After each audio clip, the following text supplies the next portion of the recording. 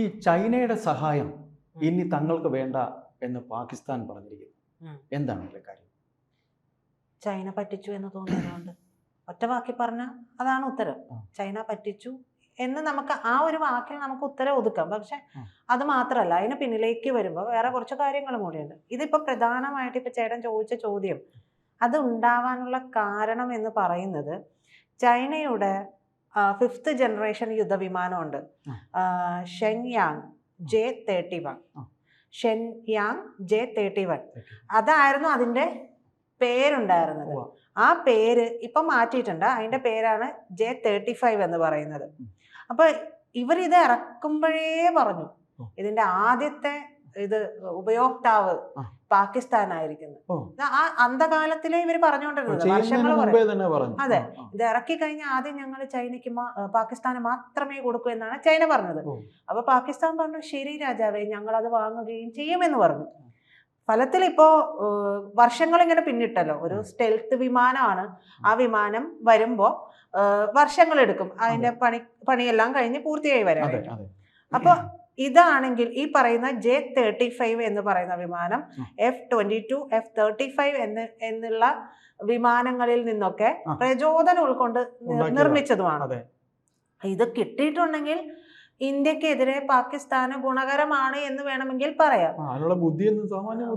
സാമാന്യ ബുദ്ധിയുടെ അല്ല അവിടെ ഒരു, അതെ, സാമാന്യ ബുദ്ധിയുടേതല്ല അവിടെ വിഷയം വരുന്നത്. നമുക്ക് ഒറ്റ നോട്ടത്തിൽ നോക്കുമ്പോൾ അങ്ങനെ ഒരു കാര്യം തോന്നും, അത് തെറ്റു പറയാൻ പറ്റില്ല. പക്ഷേ ഇപ്പോഴുള്ള ചൈനയുമായിട്ടുള്ള ബന്ധം ഉലഞ്ഞുകൊണ്ടിരിക്കുകയാണ്. ഇപ്പൊ നമ്മൾ ഈ പറയുന്ന കാര്യങ്ങൾ മാത്രമായിരിക്കില്ല, അതിന് കൂടുതൽ കാര്യങ്ങൾ അവരുമായി ബന്ധപ്പെട്ട് അവിടെ ഉലച്ചിൽ ഉണ്ടായിട്ടുണ്ട്. ചൈന പാക് റിലേഷനിൽ ഉലച്ചിൽ ഉണ്ടായിക്കൊണ്ടിരിക്കുന്ന സമയമാണ്. അപ്പൊ ഇപ്പൊ അത് വേണ്ട എന്നാണ് പാകിസ്ഥാൻ പറയുന്നത്. നിങ്ങളുടെ J-35 ഞങ്ങൾക്ക് വേണ്ട, അത് നിങ്ങൾ തന്നെ ഭരണത്തെടുത്ത് വെച്ചോ എന്നാണ് പറഞ്ഞത്. അത് ചെറിയ ജാടയിട്ടു. ജാടയ്ക്ക് പിന്നിലുള്ള കാരണമുണ്ട്, അത് അതിലേക്ക് ഞാൻ വരാം. അപ്പൊ 4 ദിവസത്തെ യുദ്ധമാണ് ഇന്ത്യയും പാകിസ്ഥാനും തമ്മിൽ ഉണ്ടായത്. അപ്പൊ അതിലൊക്കെ ഇവർ ഉപയോഗിച്ചത്, അതായത് 81% ഉള്ളത് എന്ന് പറയുന്നത് ചൈനീസ് യുദ്ധോപകരണങ്ങളാണ് പാകിസ്ഥാന്റെ കയ്യിലുള്ളത്. ആ സാധനങ്ങളൊക്കെ ഉപയോഗിച്ചിട്ടാണ് നമ്മളെ അറ്റാക്ക് ചെയ്തത്. അപ്പൊ നമ്മൾ തിരിച്ചും മറുപടി കൊടുത്തു. അപ്പൊ അതിന് ഇവരിങ്ങനെ എന്താ പറയാ, സാമ്പത്തിക പ്രതിസന്ധി നേരിടുന്ന ഒരു രാജ്യമാണല്ലോ. അങ്ങനെ ഒരു രാജ്യത്തിന് ചൈനീസ് ആയുധങ്ങൾ ലഭിക്കുന്നത് ലാഭകരമാണോ എന്ന് ചോദിച്ചാൽ ലാഭകരമാണ്, ലോട്ടറി അടിച്ചതുപോലെയാണ്.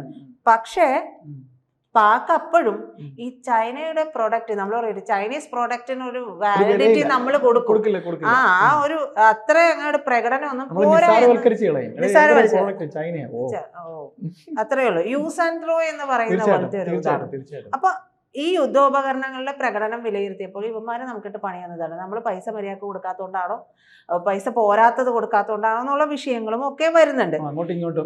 പ്രത്യക്ഷത്തിൽ ഇതാണ് വിഷയം എന്ന് തോന്നും. തീർച്ചയായിട്ടും പ്രത്യക്ഷത്തിൽ ഇതാണ് വിഷയം. ചൈന ഉപകരണത്തിനോടുള്ള ഇവർക്കുള്ള ഇല്ലായ്മയുടെ വിഷയം ഇതാണെന്ന് നമുക്ക് തോന്നാം. പക്ഷെ അതിന് ഇടയിൽ വേറൊരു വിഷയം കൂടെ നടന്നിട്ടുണ്ട്. ചേട്ടന് ഓർമ്മയുണ്ടാവും, US പ്രസിഡന്റ് ട്രംപിനെ ഫീൽഡ് മാർഷൽ ആയിട്ടുള്ള അസിം മുനീർ സന്ദർശിച്ചത്. അന്നേ നമ്മൾ പറഞ്ഞു ഈ കൂട്ടുകെട്ട് അത്ര ശരിയല്ല, പന്തുകേടല്ല, നേരെ പോകില്ല. ഉച്ചയൂണാണ് കൊടുത്തത്. ആ ഉച്ചയൂണ് കൊടുത്തതിന് പിന്നിൽ പല കാര്യങ്ങളും ഉണ്ടായിരുന്നു. അതെ, അപ്പൊ നമുക്കറിയാം, നമ്മൾ അന്നേ പറഞ്ഞു ഇത് ശരിയല്ല, ഇത് വഴിപിഴച്ചുള്ള പോക്കാണ്, ഇത് നമുക്ക് പണിയാവുന്ന കേസാണ് എന്നൊക്കെ എല്ലാവരും വിലയിരുത്തിയതുമാണ്. അപ്പൊ ട്രംപിനെയൊക്കെ വല്ലാണ്ടങ്ങ് പ്രശംസിച്ചു. ട്രംപിന് നൊബേൽ കൊടുക്കേണ്ടതാണെന്ന് വരെ അസിം മുനീർ പറഞ്ഞു. അപ്പൊ അതിൽ പ്രധാനപ്പെട്ട ഒരു കാര്യം പറഞ്ഞത്, ഇന്ത്യ പാക് ആണവ സംഘർഷം ഒഴിവാക്കാനായിട്ട് ഇടപെട്ടത് ട്രംപാണ്. അപ്പൊ അതിലാണ് അധിക പ്രശംസ കിട്ടിയത്. അപ്പൊ അതൊക്കെ കൊണ്ടാണ് നൊബേലിന് സജസ്റ്റ് ചെയ്തത്. പക്ഷെ അവിടെ അണുവായുധ അതായത് ആ ഒരു സെക്ടർ ആക്രമിച്ചപ്പോ, കിർണക്കുന്നുകളിലേക്കൊക്കെ നമ്മുടെ മിസൈൽസ് ഒക്കെ പോയപ്പോ സത്യത്തിൽ നെഞ്ചിടിച്ചത് പാകിസ്ഥാനല്ല, അമേരിക്കക്കാണ്. അതുകൊണ്ടാണ് അമേരിക്ക വന്നിട്ട് ഇടപെട്ടത്. ഇവർക്ക് അവിടെ സൈനിക താവളങ്ങളൊക്കെ സൈനിക താവളങ്ങൾ മാത്രമല്ല, അവിടുത്തെ റിയാക്ടറുകളിലൊക്കെ അമേരിക്കൻസ് ആണ് കൂടുതലെന്ന് ഒരു വാർത്ത നമ്മൾ തന്നെ ചെയ്തിരുന്നില്ലേ? അതെ, അതായത് ഇന്നർ സൈഡ് അമേരിക്കൻസ് ആണ്, ഔട്ടർ സൈഡ് പാകിസ്ഥാനികളാണ്, അങ്ങനെയാണ്. അപ്പൊ അതുകൊണ്ടാണ് ഇടപെട്ടത്. അപ്പോഴും നമ്മൾ കൃത്യമായി പറഞ്ഞു, നിങ്ങൾ പറയണ്ട, അതത് രാജ്യത്തിന്റെ ആള് പറയട്ടെ, ഞങ്ങളോട് പറയട്ടെ എന്ന് പറഞ്ഞു. അപ്പൊ ഇപ്പോ അമേരിക്ക പാകിസ്ഥാൻ ബന്ധത്തിൽ ഒരു മഞ്ഞുരുകൽ ഉണ്ടാകുന്നുണ്ട്. അതെന്തുകൊണ്ടാണെന്ന് വെച്ചിട്ടുണ്ടെങ്കിൽ, നേരത്തെ താലിബാൻ കാബൂൾ പിടിച്ചെടുത്ത സമയത്ത് US പാകിസ്ഥാൻ റിലേഷൻ ഒക്കെ വഷളായ ഒരു സമയം ഉണ്ടായിരുന്നു. അത് 2 പതിറ്റാണ്ടായിട്ട് താലിബാന് അഭയവും പിന്തുണയും ഒക്കെ നൽകിക്കൊണ്ടിരുന്നത് പാകിസ്ഥാനാണ് എന്നുള്ള കാര്യങ്ങളൊക്കെ മുൻനിർത്തി അന്നത്തെ US സ്റ്റേറ്റ് സെക്രട്ടറി ആയിട്ടുള്ള Antony Blinken, General Mark Milley എന്നിവരൊക്കെ പരസ്യമായി ആ ഒരു ബന്ധത്തെ തന്നെ ചോദ്യം ചെയ്യുകയും ചെയ്തതാണ്. അപ്പൊ താലിബാനെ പിന്തുണയ്ക്കുന്നവർക്കെതിരെ ഉപരോധം ഏർപ്പെടുത്തുന്നവരെ അന്ന് US പറയുകയും ചെയ്തിരുന്നു. അതിനുശേഷം ഇപ്പോഴാണ് ഈ ട്രംപ് വന്നല്ലോ, ഈ ട്രംപ് വന്നപ്പോ ഈ മഞ്ഞുരുകലിന് കളമൊരുങ്ങുകയാണ്. അപ്പോ അതിൽ മറ്റൊരു കാര്യങ്ങൾ കൂടി പറഞ്ഞിട്ടുണ്ട്. അതായത് ഇവർ തമ്മിലുള്ള ചർച്ചയിൽ മറ്റൊരു കാര്യം പറഞ്ഞത്, F-16 ബ്ലോക്ക് ആയിട്ടുള്ള യുദ്ധവിമാനമുണ്ട്, F-16 ബ്ലോക്ക് 70 യുദ്ധവിമാനങ്ങൾ നൽകാമെന്നുള്ള ഒരു കരാറായിട്ടുണ്ട്. അതായത് അപ്പൊ ചൈനയുടെ സംഭവം ഒന്നും കൊള്ളൂല, നിങ്ങൾ അവരെ ഒന്നും ആശ്രയിക്കണ്ട, നമ്പണ്ട മച്ചാനെ, ഞങ്ങള് തരാ സാധനം എന്ന് പറയുമല്ലോ. ആ രീതിയിൽ ഈ F-16 70 എണ്ണം, ഹിർമാസ് പീരങ്കികള്, പിന്നെ മറ്റു വ്യോമ പ്രതിരോധ സംവിധാനങ്ങള്, ഇതൊക്കെ അമേരിക്കയുടെ അതിനൂതനമായിട്ടുള്ള ഉപകരണങ്ങളെല്ലാം, യുദ്ധോപകരണങ്ങൾ എല്ലാം തന്നെ പാകിസ്ഥാന് കൊടുക്കാന്നുള്ള അമേരിക്കയെ വെട്ടി. അമേരിക്കക്ക് ചൈനേനെയും വെട്ടണം, നമ്മളെ മാത്രമല്ലല്ലോ, ചൈനേനെയും വെട്ടണം. ചൈനയുടെ വളർച്ചയും അമേരിക്കക്ക് സഹിക്കാൻ കഴിയണം. അപ്പോ ഈ പാകിസ്ഥാനില് അവർക്ക് അവിടെ ഒരു ബേസ് ഉണ്ട്, ഒന്നല്ല അതിൽ കൂടുതലുണ്ട്. ഇന്ത്യയിൽ ബേസ് ഇല്ല, ബംഗ്ലാദേശിൽ ബേസ് ഇല്ല. അപ്പൊ അതിനിടയിൽ ഇത് എവിടെയെങ്കിലും സ്ഥാപിക്കണമെങ്കിൽ നമ്മൾ അസ്ഥിരമാകണം, ഇന്ത്യ അസ്ഥിരമാവണം. അസ്ഥിരമാക്കാനുള്ള പണി ആകെ നടത്താൻ കഴിയുന്നത് ആൾക്കാർ. നമ്മൾ കഴിഞ്ഞ ദിവസം ചെയ്ത ഒരു വാർത്തയിൽ തന്നെ കടം വാങ്ങിയ കത്തി കൊണ്ട് കുത്തുക, കടം വാങ്ങിയ കത്തി. ആ പണി ചൈന മാത്രമല്ല, ഈ വാർത്ത നമുക്ക് റിപ്പോർട്ട് വായിക്കുമ്പോൾ മനസ്സിലാവുന്നത് അമേരിക്കയും ചെയ്യുന്നത് അതാണ്. അപ്പൊ ഇപ്പുറത്തൊന്ന് ട്രംപ് പറയും മോദി എന്റെ ഫ്രണ്ടാണ്, മറ്റതാണ് മറിച്ചതാണെന്നൊക്കെ പറയും. ഇപ്പുറത്തെ കൂടി ഈ ആണിക്കല്ല് ബിസിനസ് മാത്രമാണ് അവരുടെ ആ ഒരു രീതി, അത് തന്നെയാണ്. അതാണ് അവരുടെ ബ്ലഡ് അങ്ങനെയാണ്, ഞങ്ങൾ മാത്രം എന്നും ഉയർന്നു നിൽക്കുക എന്നുള്ളതാണ്. അവർക്ക് മറ്റുള്ളവരെ ഒന്നും അംഗീകരിക്കാൻ കഴിയില്ല, അതില്ല. പക്ഷെ അതിലേക്കുള്ള പോക്കിനെയാണ്. ഒന്നാമത് തലയ്ക്ക് മീതെ കടം നിൽക്കാണ്. നമ്മൾ ഇന്നലെ ചെയ്തിരുന്നു, 37 ട്രില്യൺ ആണ് കടം എന്നാണ് പറയുന്നത്. യാഥാർത്ഥ്യമായിരിക്കുമല്ലോ, ഇല്ലാത്ത റിപ്പോർട്ടുകൾ പുറത്തു വരില്ലല്ലോ. അപ്പോ അമേരിക്ക എന്ന് പറയുന്ന രാജ്യത്തിന് അത്രയും ട്രില്യൺ കടമുണ്ട് എന്ന് പറയുന്നത് തട്ടിക്കൂട്ടെന്നല്ല. അമേരിക്കയുടെ പ്രാഥമികമാണ്, അതായത് അവരെന്നും ഫസ്റ്റ് എന്നുള്ളത് നിലനിർത്തണം. അവിടുത്തെ ജനങ്ങളുടെ കണ്ണിൽ പൊടിയിടുന്ന പരിപാടി ആയിരിക്കുമല്ലോ അങ്ങനെയാണെങ്കിൽ. അത് മാത്രമേ, ഇപ്പൊ നമ്മൾ പറയില്ലേ അംബാനി എത്രയോ കോടീശ്വരനാണ്. അപ്പോ അംബാനിക്ക് അംബാനിയുടേതായ കാര്യങ്ങളുമായി ബന്ധപ്പെട്ടുള്ള കടങ്ങളുണ്ടാവും. തീർച്ചയായിട്ടും പേഴ്സണൽ അവരുടെ ബിസിനസ്സുമായി ബന്ധപ്പെട്ട് ഇതൊക്കെ ഉണ്ടാവും. പല കൊടുക്കൽ വാങ്ങലുകളിൽ ഇതൊക്കെ ഉണ്ടാവും, ലാഭവും നഷ്ടവും ഒക്കെ ഉണ്ടാവും. അത്തരത്തിലൊരു വിഷമഘട്ടത്തിലാണ് ഇപ്പോ അമേരിക്ക ഉള്ളത്. അപ്പൊ അതിൽ നിന്ന് കരകയറണം. അപ്പൊ ഇവിടെ ആവുമ്പോ ഇന്ത്യക്കെതിരെയുള്ള നൈസ് ഒരു പണിയുമായി ഇവരുടെ യുദ്ധോപകരണം വിൽക്കലുമായി. ഒരു വെടിക്ക് 2 പക്ഷി, അതാണ് നടക്കുന്നത്. അപ്പം US സന്ദർശനത്തിന് പിന്നാലെ തന്നെ, മുനീറിന്റെ സന്ദർശനത്തിന് പിന്നാലെ അവിടേക്ക് പാകിസ്ഥാന്റെ വ്യോമസേനാ മേധാവി ഉണ്ട്, സഹീർ അഹമ്മദ് ബാബർ സിദ്ദു. മൂപ്പരും അമേരിക്കയിലേക്ക് പോയി. അവിടെ പെന്റഗൺ സ്റ്റേറ്റ് ഡിപ്പാർട്ട്മെന്റിലേക്കും ഒക്കെ പെന്റഗണിലേക്ക് സ്റ്റേറ്റ് ഡിപ്പാർട്ട്മെന്റിലേക്ക് സന്ദർശനമൊക്കെ നടത്തിയത് നമ്മൾ ഓർക്കണം ഈ സമയത്ത്. അപ്പൊ ഇതൊന്നും വെറുതെ ആയിരിക്കില്ല. ഇന്ത്യ കാണുന്നുണ്ട്, ഇന്ത്യ ഇതെല്ലാം സസൂക്ഷ്മം വീക്ഷിക്കുകയും ചെയ്യുന്നുണ്ട്.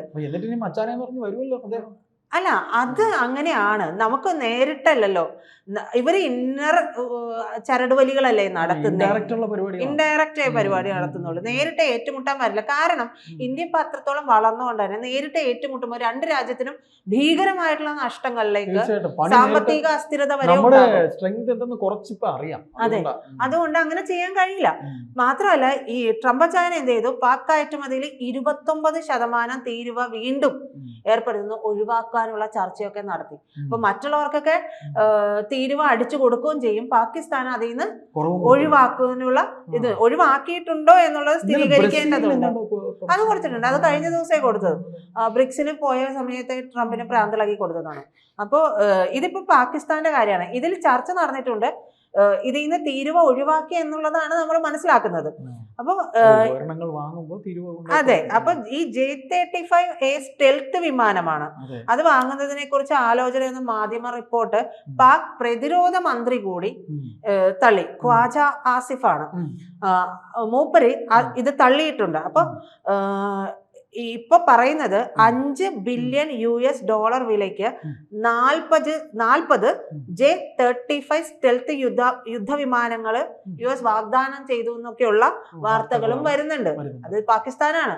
ഇതെല്ലാം ഇവര് വാങ്ങി വെച്ചാൽ എവിടെയാണ് അടിക്കുക? പാകിസ്ഥാൻ വേറെ എങ്ങും പോയി അടിക്കാൻ പോകുന്നില്ല.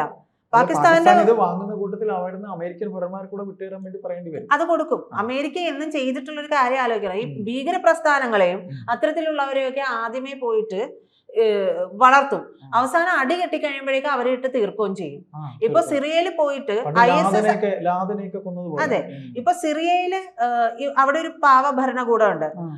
ISIS എന്ന സംഘടന, ചാര സംഘടനയല്ല, ഭീകര സംഘടന. അത് പേര് മാറ്റി ഇപ്പൊ അൽഷാം എന്നോ മറ്റോ ആക്കിയിട്ടുണ്ട്.